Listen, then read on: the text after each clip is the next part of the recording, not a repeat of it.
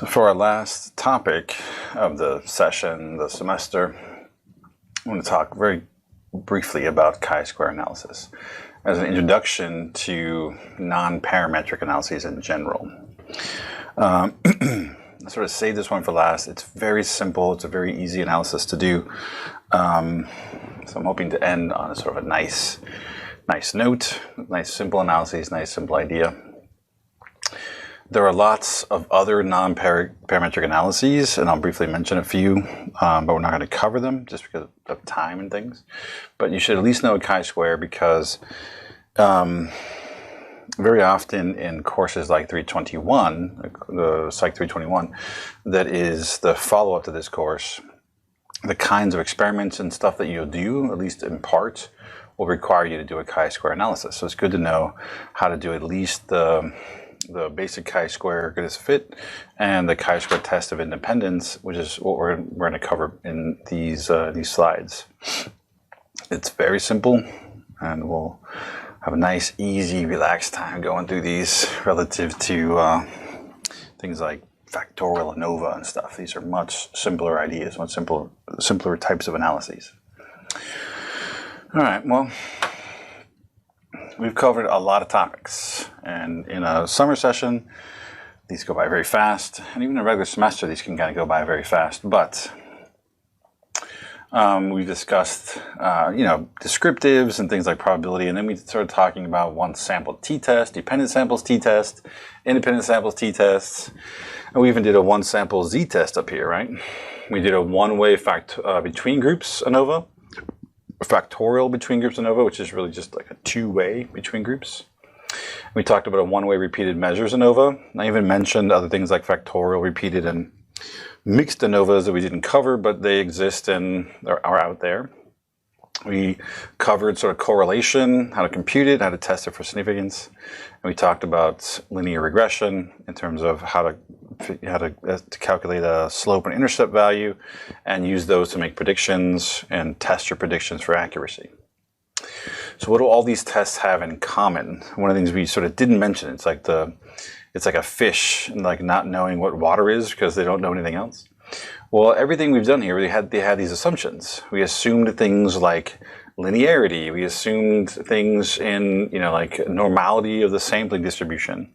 We assumed homogeneity variance. We assumed all kinds of things. There were certain parameters that we were assuming about the data in order to make accurate tests of them. So these are all called parametric tests. They assume certain population parameters exist in order for us to do the test and to accurately interpret it. Okay. So those parameters are that the population is normally distributed, that the variables are linearly, they're linearly related in terms of correlation and regression, that they're measured on a continuous scale, the dependent variables, and all these, right?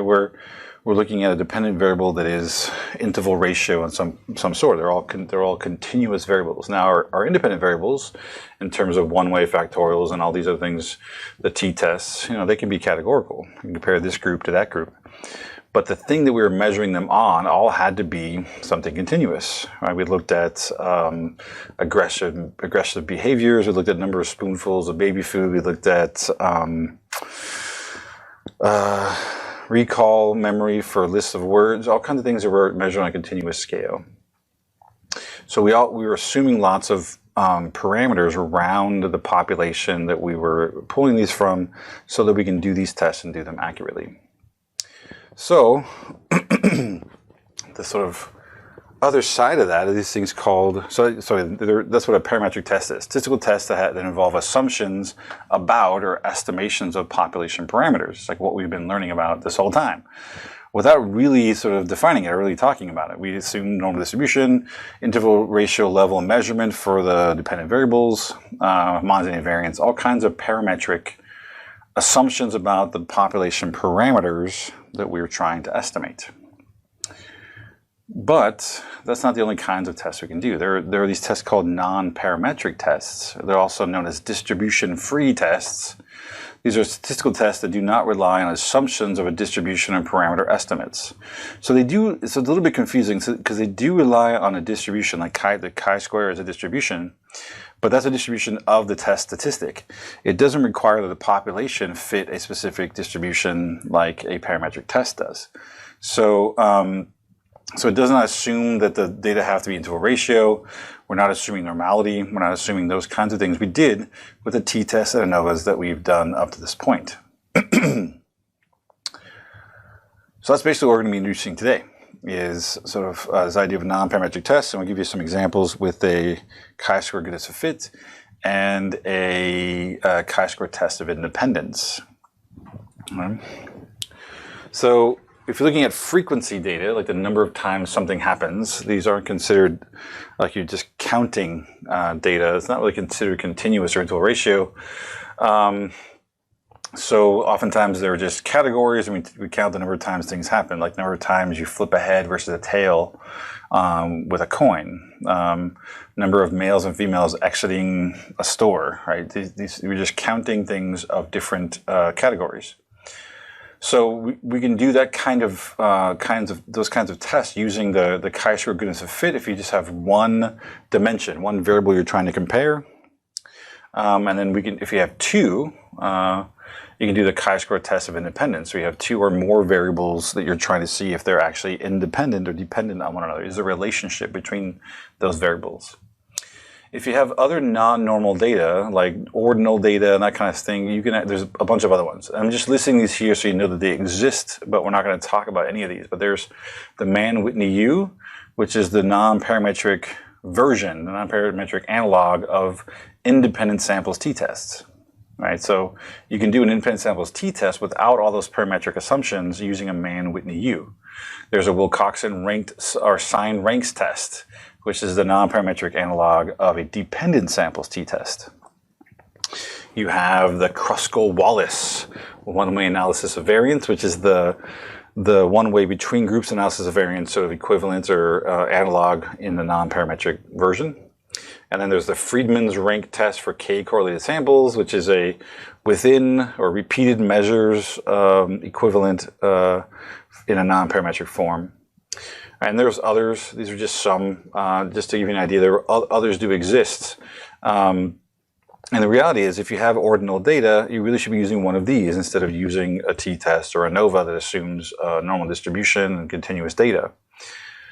The reality is, oftentimes, that doesn't happen. People oftentimes will use the t-tests and ANOVAs because they're more familiar with them, even when the data doesn't quite fit. But that's a story. That's a conversation for a different day. You should, when possible, use the test that fits your data as best as possible. So let's talk about the two tests that we're going to discuss here, these sort of chi-square tests. These other tests do exist. So if ever if you're doing a like for 321 or some other class, you're ever asked to do some kind of non-parametric version of some of these tests, you can look back here and at least find the names of them and look them up and find out how to do them. Most of these are not very difficult to do. They're actually fairly simplistic in terms of their mathematics and things, and they typically have lower power than their parametric versions. But again, that's also a story for a different day.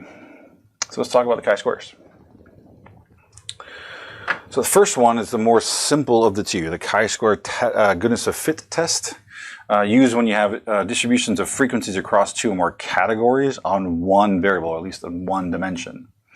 The test determines how well a hypothesized distribution fits an obtained distribution. And we'll talk about this relative to coin flips. And we'll talk about that in a second. The chi-square test of independence is now you're looking at two different independent variables, two different categorical variables, and looking at the frequencies of outcomes based on two variables to see if those variables seem related or seem independent or dependent on one another. So used when we compare the distribution of frequencies across categories in two or more independent samples, use in a single sample when we want to know whether two categorical variables are related. All right, so you can actually look at two different samples or you can look at, in one sample, whether or not two categorical variables are related to each other within that sample. And for that, we'll look at sort of gender and stop sign stopping behavior as an example. We get there in just a second. So let's think about quarter tossing. All right, so we, in some way or another, you've been involved in something where someone has to flip a coin to make a decision or something, whether it's in football or just deciding, you know, dinner or whatever. You've probably been in some situation where someone's flipped a coin to make a decision or something. So with quarter tossing, what's the probability of getting ahead? There's two sides, right? So heads and tails of every quarter. The probability of the heads and probability of the tails is supposed to be equal. It's supposed to be about 50% because they're both, you know, you should be getting them each half the time. But then the question is, how can you tell if a quarter is unfair when tossed? So what if someone designed a quarter or a coin that's supposed to land on heads more often so they can win? So think about it in like a sense of a football game or something where you're trying to pick who gets to kick off first and that kind of stuff. Someone could try to game the system by using a quarter that is unfair and would give them, or more likely to give them a head than tail or something like that, so that they could call that particular side and win more often. So if a coin was unfair, how could you tell? That becomes a little tough because even though we expect half heads, half tails, this should be 50-50. We wouldn't expect it to be exactly 50-50, right? It should be close. If I were to flip a quarter 50 times, I expect 25 heads, 25 tails. But if I got 26 heads and 24 tails, I'd be like, yeah, whatever, that's close enough, right? But so how far away from 25-25 does a coin need to go before you start to get suspicious? So think about it. It's like, this is what we expect, right? 25 tails, 25 heads, right? That's half and half. That's our expectation of the coin if it's fair. If you were to flip it 50 times, which of these scenarios seems probable with a fair coin? So if you're going to flip it and it's fair, which of these seems like something like you wouldn't be surprised? You'd be like, all right, whatever, that seems fair. All right, 20 heads, 30 tails. All right, so it's not 25-25. That seems like it's probably to be expected, I guess. What about 15 heads and 35 tails? Does that make you suspicious? What about 10 heads and 40 tails? Is that enough to make you think that maybe the coin is unfair, favoring tails? Or do we have to get all the way to 45 tails and 5 heads? So at what point can we start to tell that there is that the coin is not quite fair? It's not quite 50-50, that it actually is favoring one side or another? Is it at 20 versus 30? Is it 15 versus 35? 10 versus 40? 5 versus 45? It's really hard to tell just by looking at it. So we need to figure out a way to test this and see if a coin is deviating from our expectations in a way that is abnormal. It's very unusual. Again, get to that 0.05 alpha level, that 5% level that we're all interested in, to be so unusual as to make us sort of believe that the coin is unfair. So we can compare it to our expectation about fair coins, right? So one way we can figure this out is, all right, we know our expectation. So let's say I actually did flip a coin 50 times. So 50 times, and I wrote down every time what I got. And what I got was 17 heads and 33 tails. And I'm wondering, all right, well, does this seem unusual? Is that enough of a deviation for me to worry that the coin is not quite fair? So I can compare this to our expectations. So our expectations is 25 and 25 because we're expecting half heads, half tails. If the coin is fair, that's our expectation. And we can look at the difference. So here's observed minus expected. So there's a -8 here, right? So I was under by 8. And here I was over by 8. So those are the sort of deviations from my observed frequency and my expected frequency. Right? So far it doesn't tell me much. All I've done is convert the counts for heads and tails into how much those counts differ from expected, but it hasn't really given me a test just yet. We can test to see if our observed frequencies fit our expectations by using this chi-square equation. So this is the chi-square goodness of fit test, and we're really looking at, does our observed frequencies fit our expectations? Okay, so the chi-square is going to be the sum of our observed minus expected squared, right? The square difference between observed minus expected over expected. And then our degrees of freedom for this is going to be the number of categories we have minus 1. Because right now I'm doing this with coin flips, which is just 2 categories, but I could have more. I could have a 6-sided dice, and I could be rolling the dice to see if the dice seems fair. And therefore I'd have 6 categories minus 1, and I can actually do this for all 6 categories, and that would still be a chi-square goodness of fit. But we're sticking with a simple 2 choice, heads, tails. This converts the difference between the frequencies we observed and the frequencies we expect to a distribution with known probabilities. Okay, so we actually know in a chi-square distribution how likely we are to get a certain amount of a certain level of chi-square given the degrees of freedom we have, and we can actually see if that falls into our 0.05 type 1 error region that we're used to. So let's talk about how we do this. So thinking about hypothesis testing, we need to actually go back and think about this, right? So we need to state our null alternative. Well, all right, so we're talking about probability of heads. So our null is that the probability of a heads is 0.5. We believe it's going to be 50-50. Our alternative really gets back to this sort of idea that the coin isn't fair, and really getting at the probability of a heads is not 0.5, it's actually something else. Notice this is not a one-tailed test. We're doing this 2-tailed. Basically, we're saying, does the probability of a fair coin deviate in either direction? Because it would be unfair if I got more heads, or unfair if I got more tails. So the probability of heads is 0.5, which is our expectation, and our alternative is that it's not. Okay. Step 3, our alpha is going to be the same, and because we're dealing with categories and frequencies, this is a chi-square. Because we're only dealing with one variable, a coin, heads, tails, one variable. It's simply a chi-square goodness of fit test. Okay, so that's the kind of test we're doing. For step 5, we know we have 2 categories, heads, tails, that's it. So 2 categories minus 1 means we're doing this as a 1 degree of freedom chi-square test. And you can see with chi-square sort of like F is this positively skewed distribution, where as the degrees of freedom go up, it starts to become more and more normal. All right, so it's super skewed with 1 degree of freedom. With 5 degrees of freedom, it's a little bit less skewed, but still skewed. 10 degrees of freedom, it's a little bit less skewed. So the skewed distribution, but it becomes less skewed as degrees of freedom get larger. So we see that our chi-square with 1 degree of freedom is 3.841. But let's actually take a look at the chi-square table and see if we can figure out how to get that number. All right, well, here's our chi-square table. Again, it's part of the bunch of tables you have as part of Canvas. And it's actually pretty straightforward, pretty easy table. You got 3 alphas, 0.05, 0.01, 0.001, and then just a bunch of degrees of freedom.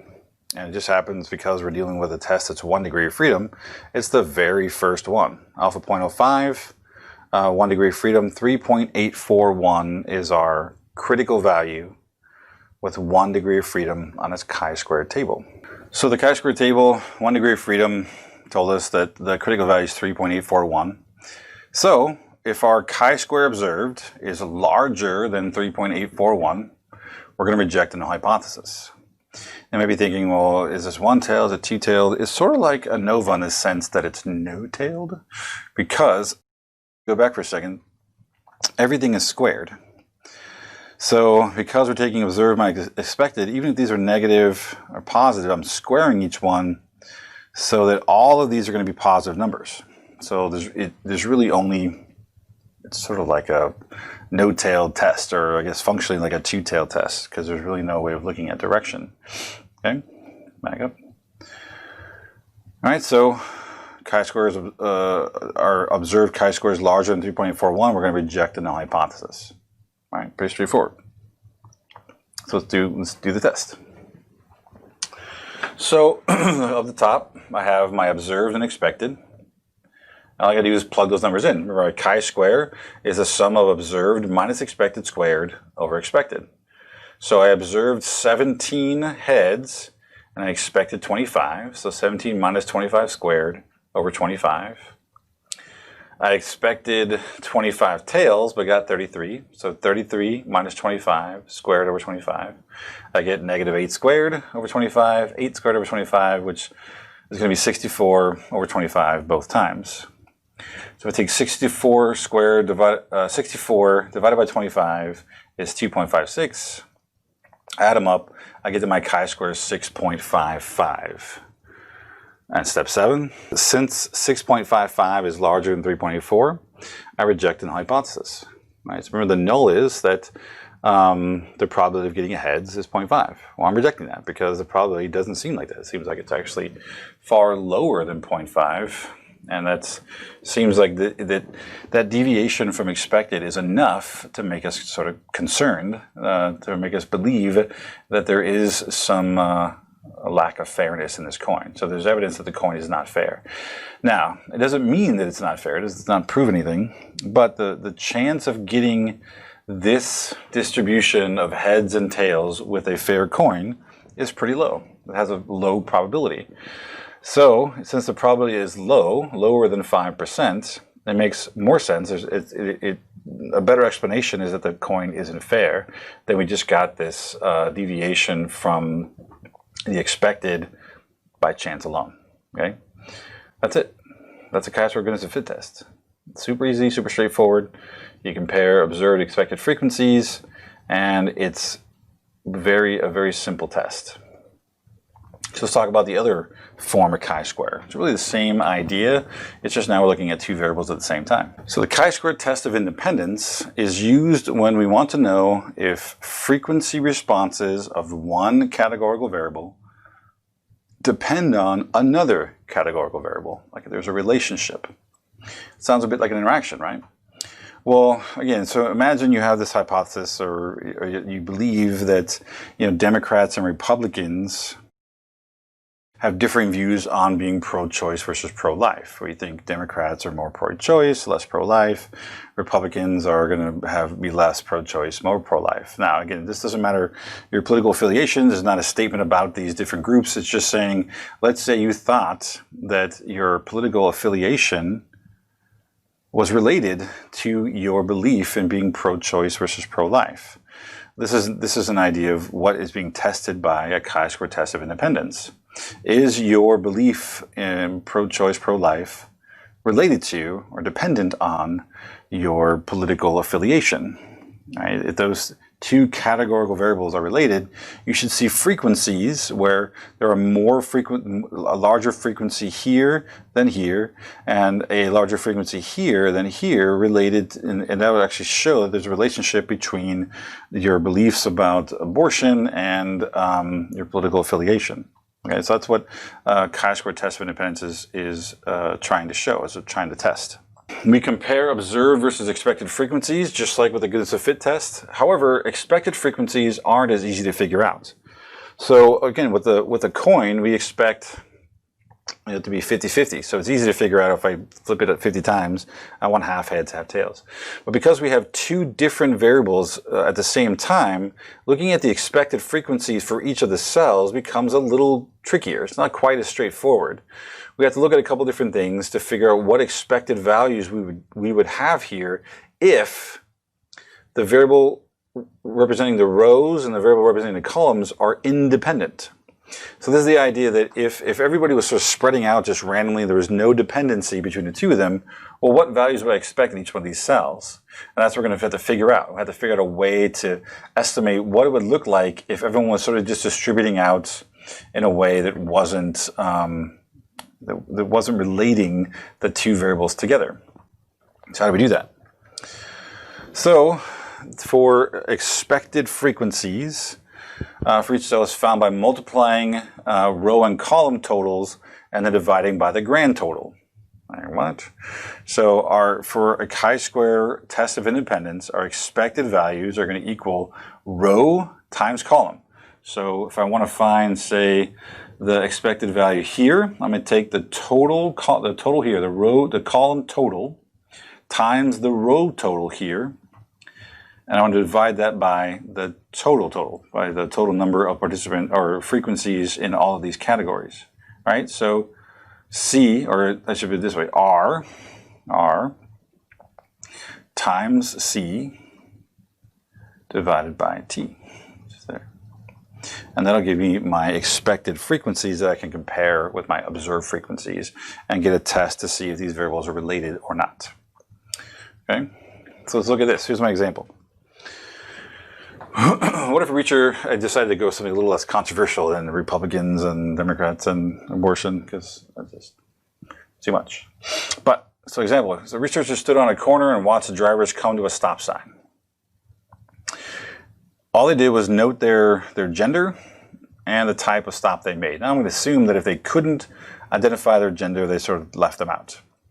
But if they came up and they were able to identify that they're man or woman, they then, or male or female in this case, which is really sex, but it's a whole other story. And then they just watch to see what kind of stop they make. Did they make a full stop? Did they make a rolling stop?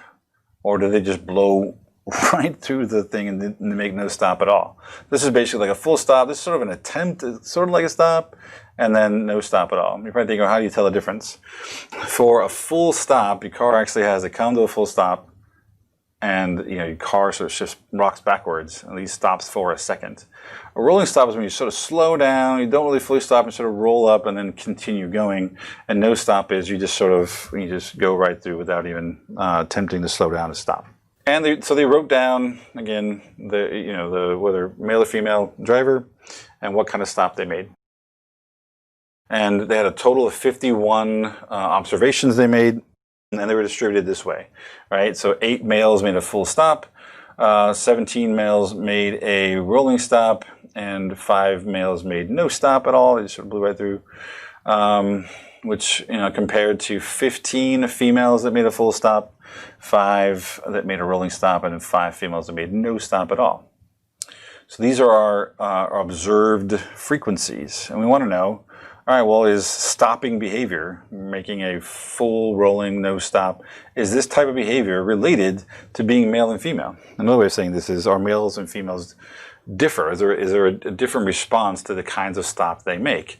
If being male or female relates to the kind of stop you make, then there is a dependency, right? So even though it says chi-square test of independence, that's really referring to the null, right? That if they're independent, there's no relationship between the two of them. And I'm trying to show, maybe trying to show that there is, that I think that males are more likely to make rolling stops, females are more likely to make full stops or something, that there is some relationship between these two categorical variables and the frequencies in which these things occur. All right, great. So how do we test this? Well, all right, so for your hypothesis test, step 1 is the null. So the null should reflect the name of the test, because the name of the test, the chi-square test of independence, really does reflect the null hypothesis. So what we're getting at is that if those two variables are unrelated, they're independent, then that's really saying that gender and stopping behavior are independent, right? There's no relationship between gender and the kind of stops being made at the stop sign. Step 2 is the alternative. Well, if the null is that they're independent, the alternative is that they are dependent, or they are related. Step 3, alpha is the same. Step 4, again, because we're talking about frequencies of categorical variables, we're talking about a chi-square test of independence. Step 5. Now, for the degrees of freedom for step 5 here, because we have 2 different variables. Remember when we did a chi-square goodness of fit, it was just a number of categories minus 1. Well, now we have categories based on the rows, categories based on the columns, and we're looking at basically how these 2 variables are interacting and if they're related or not. So we got to have both of those things in at the same time. So my degrees of freedom here are going to be the number of rows minus 1 times the number of columns minus 1 to get our degrees of freedom. So looking back at our example, we had 3 rows, 2 columns. So we've taken our 3 rows minus 1 times our 2 columns minus 1. So this is 2 times 1. I have 2 degrees of freedom. All right, so this is a 2 degree of freedom test.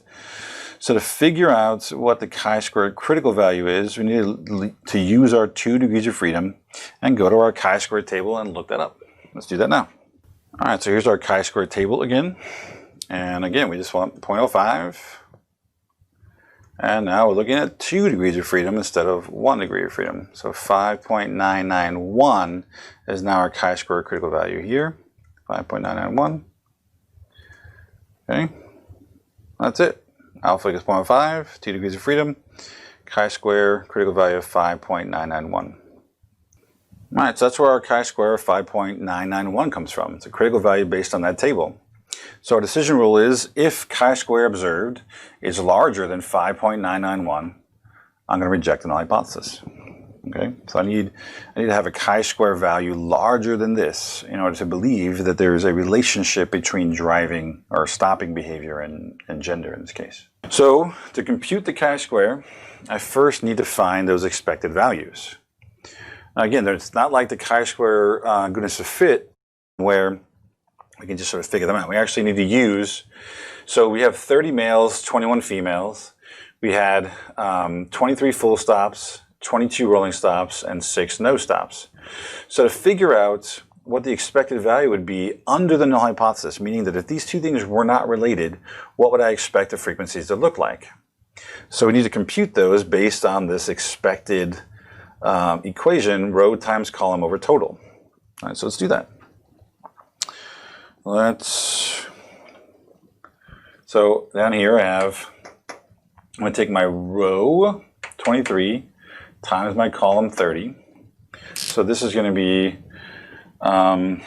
23 times 30, and that whole thing divided by 51, which is our total.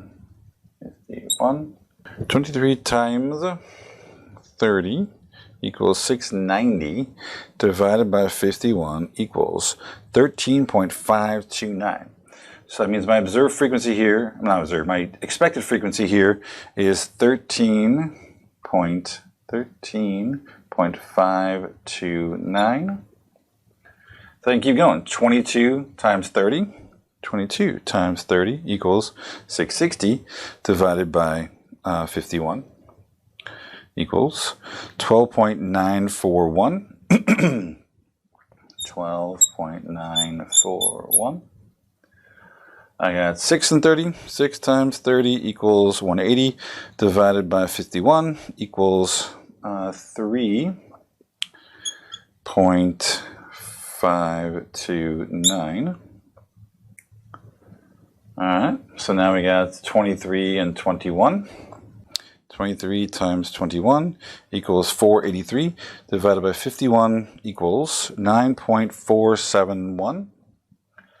9.471. 22 and 21. 21 equals 43. No. 23. Nope. 22 times 21 equals 462 divided by 51 equals 9.059. Right, 9.059. And then 6 and 21. 6 times 21 equals 126 divided by 51 equals 2.471. All right, so these numbers may seem like odd, like what's the point of them? This is the idea that if males and females and the stoppers, no stoppers, and rolling stoppers were all just randomly distributed throughout these different categories, these are the expectations we would have. Meaning that if if the kind of stop you made and being male or female were unrelated, as it is stated in the null hypothesis, these are how we expect the frequencies to distribute. Now they're a little odd because none of them are whole numbers, but these would be the expected frequencies based on the assumption that gender and stopping are unrelated. So it gives us a starting point to see, well, are our observed values sort of different than this? And then this is based on what we expect in the null hypothesis, that they're independent. So do our scores seem to match these values based on them being sort of independent? All right, so we have our expected, we have our observed. So we should be able to move on to calculating the actual chi-square value. All right, so I brought the values over here. Hopefully they're the same.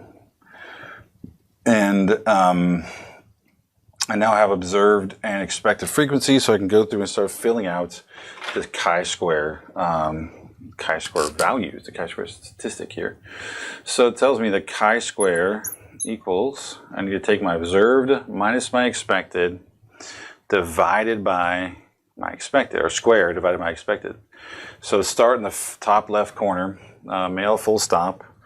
So I'm doing 8 minus, my expected value there is 13.529. I'm going to square that. I'm going to divide it by 13.529. All right, so that's that. Plus, next one is 17. 17 minus 12.941.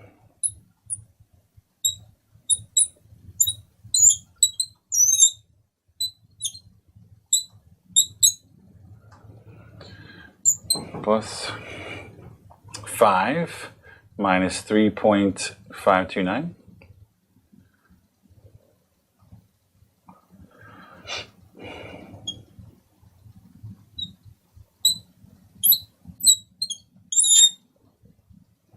Divided by 3.529. Keep going. Now let's go to female full stop. I got 15 there, minus the 9.471.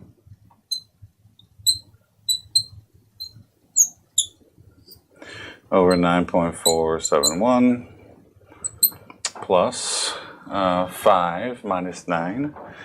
5 minus 9.059 over 9.059. This is squared. And last, 1 minus 2.471. 1 minus 2.471 squared over 2.471 equals.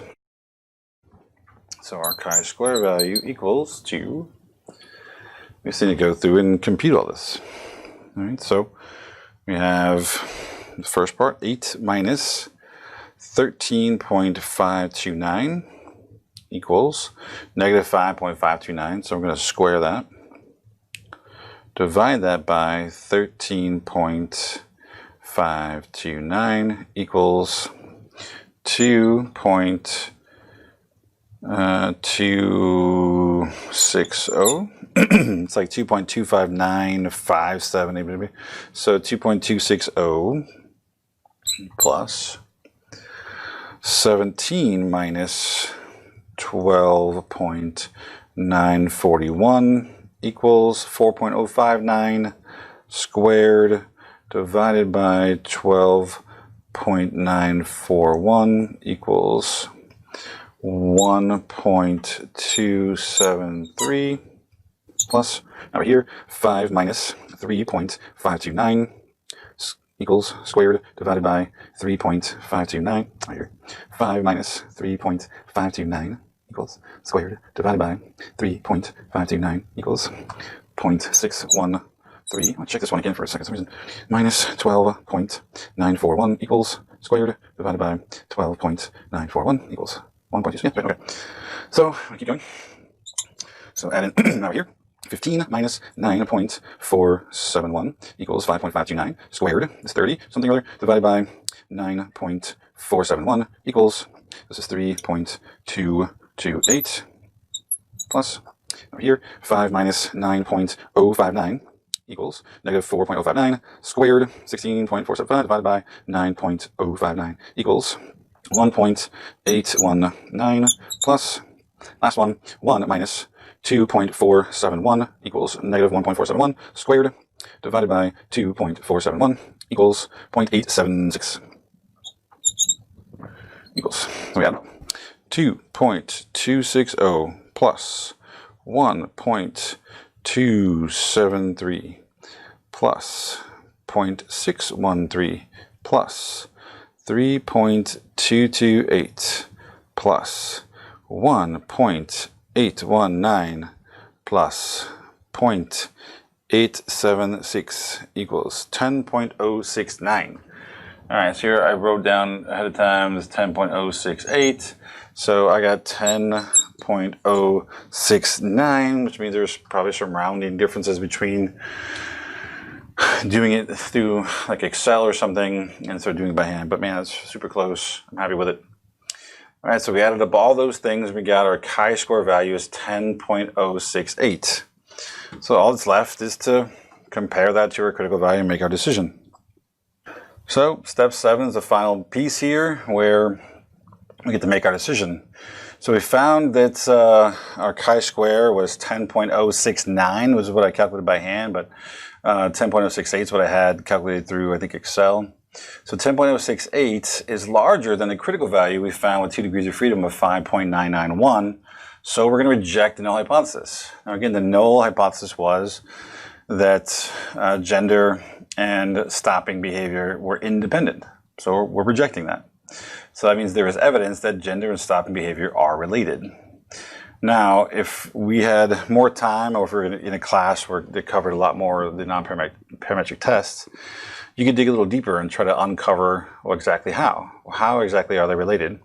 Because if you remember, it looks like, if I had to guess, the reason why is that more men make rolling stops while more women make full stops. So, but we can actually break it down and try to figure out exactly where the significant differences are in frequencies using some follow-up tests and stuff for chi-squares that we're not going to go into now because there's just not the time. And I don't want to spend time doing that because we need to then start reviewing, getting ready for the final exam. So I'll make sure you had some of this stuff, at least an introduction to chi-squares, the chi-square tests, and you have, at least in terms of the chi-square test of independence and the chi-square goodness of fit test. That sort of wraps up all the content, all the lecture material and stuff like that. Keep an eye out for other videos and stuff that we'll be posting up, going through more examples of these kinds of data. But in terms of covering content and lecture, this is it. That's it. So that's the last of the chi-square tests and the only parts of the non-parametric test we're going to be covering at all.